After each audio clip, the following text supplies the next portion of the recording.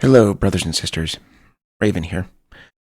Today we're going to continue through Ozzy's Devil's Dictionary. Today I'm going to go through two words. One, just going to touch on really quick and show you the definitions. Second one is the one we'll get into. First one, justification.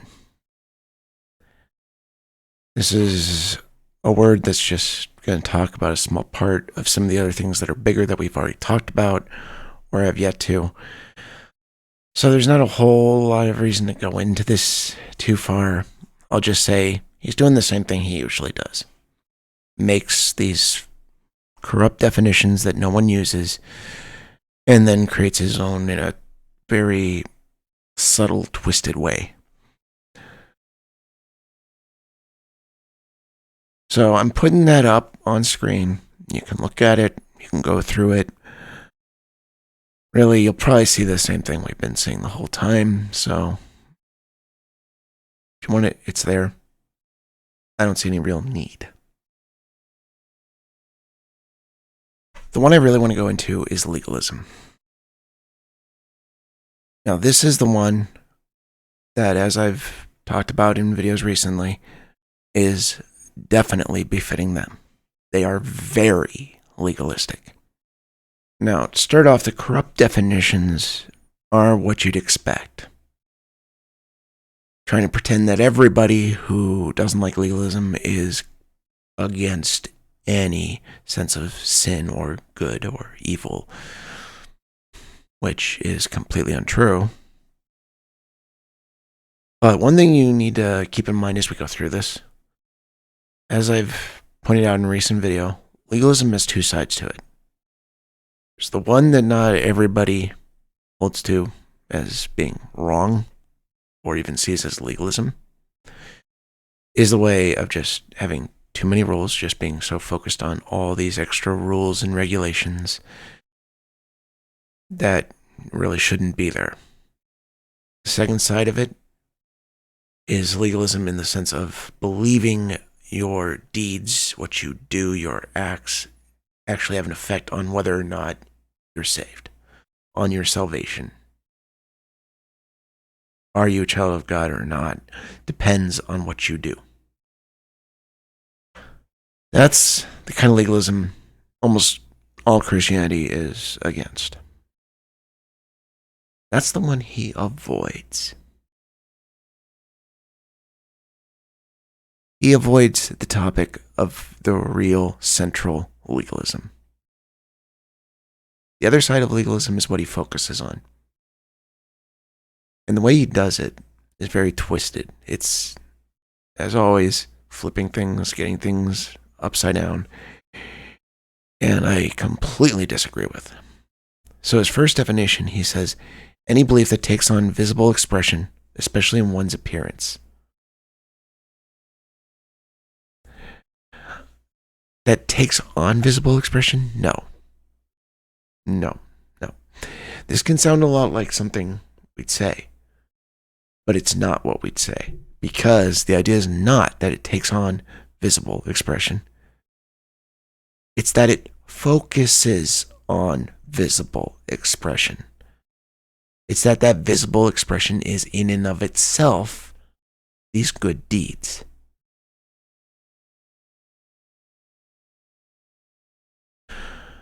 So everybody will agree, yeah, don't sin. Yeah, serve the Lord. And as a result of it, you'll have visible expression.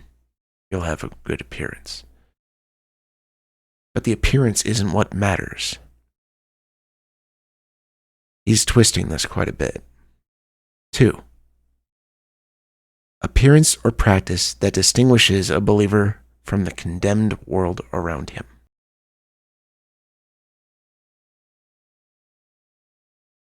No.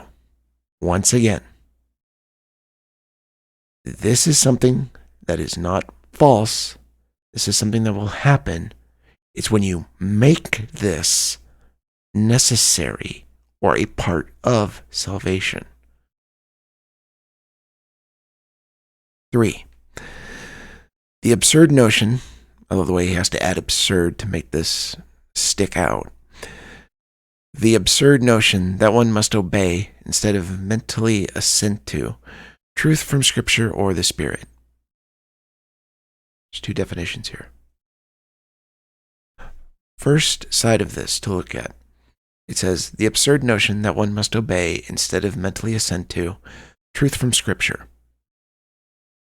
No, everybody thinks you should obey what's in Scripture, the truth of Scripture. The second one is the one that he wants to slip in here. The absurd notion that one must obey instead of mentally assent to truth from the Spirit. That is where people can see legalism. Because in that is exactly what you are doing, Ozzy. Exactly. You're claiming these extra rules, these extra things you must obey, are coming from the Spirit so that you can make it people have to follow it. Instead of first taking a look at Scripture and seeing, is this following Scripture? And as I've shown, yours does not, Ozzy.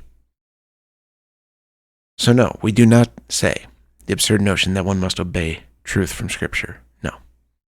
However, particularly in his case, it could be the absurd notion that one must obey truth from the Spirit. Now, I think you should.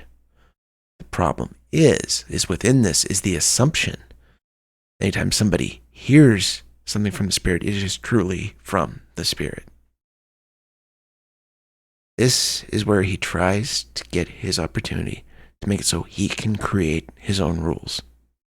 Every cult leader. Now the biblical definitions. This is crazy.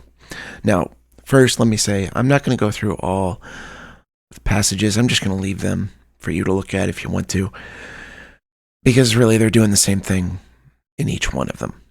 They're taking a verse out of context, not really considering when it's said, what it's stating or doing, and using Jesus saying to the Pharisees, you should be doing more in your heart, your soul. You need to be really trying to serve him.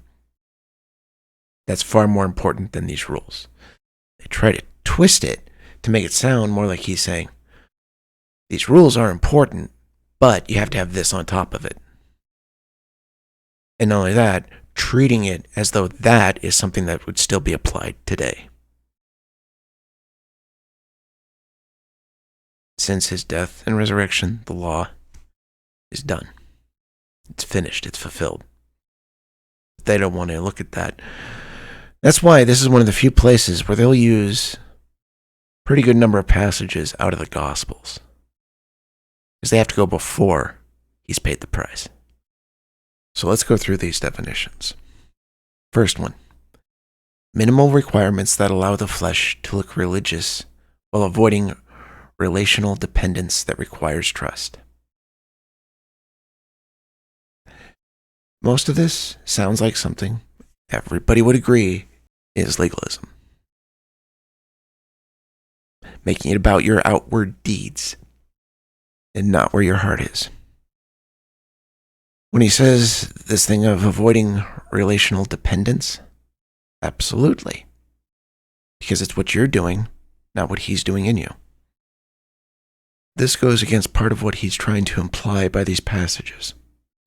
Second definition, self-made religion that appears spiritual, but is less than lethal against the flesh.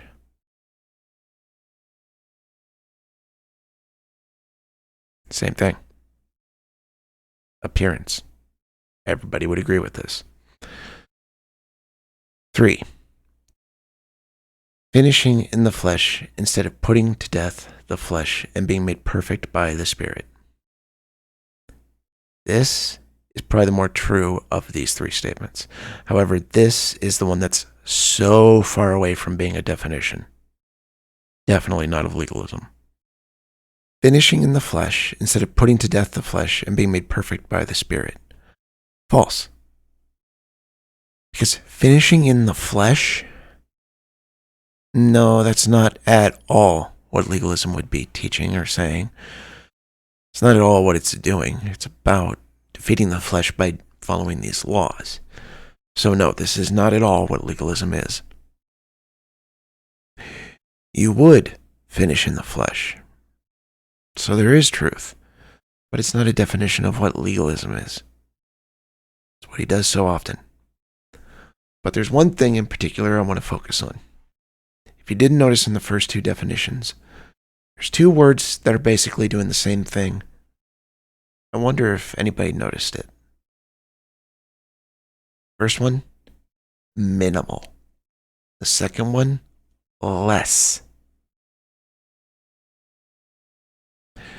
First one, minimal requirements. Okay, so these rules, these laws that are legalism are the minimum, is what they're saying. Second, it is less than lethal against the flesh. So it's not enough. You need more of it.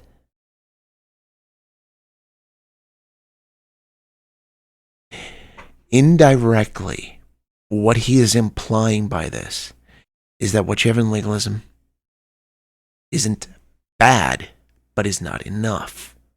And that's what these passages they're using to imply. They want to make it where they're the ones really reaching the mark. Really at that level, at that height of spirituality. But they want to claim they're not legalistic because they're not down here. They're up here. The sick, disgusting, arrogant hypocrisy of this is just filthy. They're looking at legalism the opposite of what it is. Legalism is when you're requiring others to do things to get salvation, to reach the goal, to be faithful, be loyal. People are against it because it's not what you do, it's not what you've done that saves you or makes you good. It's what he's doing in you, what he's doing in your heart, in your mind. And that legalism is putting all these extra rules on you that shouldn't be there. Homestead flips it. Homestead wants you to believe legalism is when you're not doing enough. The rules you're using are not enough. You need more. Which is exactly what the Pharisees did. They wrote their own law, put even more rules and regulations into it, and made it more and more that you had to reach. They're not against legalism. They want to reach a whole new level of legalism. So watch that. When they say not enough, are they saying because something else is what does it? Or are they saying because you need more on top of it? Just because they use the word legalism and treat it as a bad thing doesn't mean they're truly against legalism. I'll see you guys next time. God bless.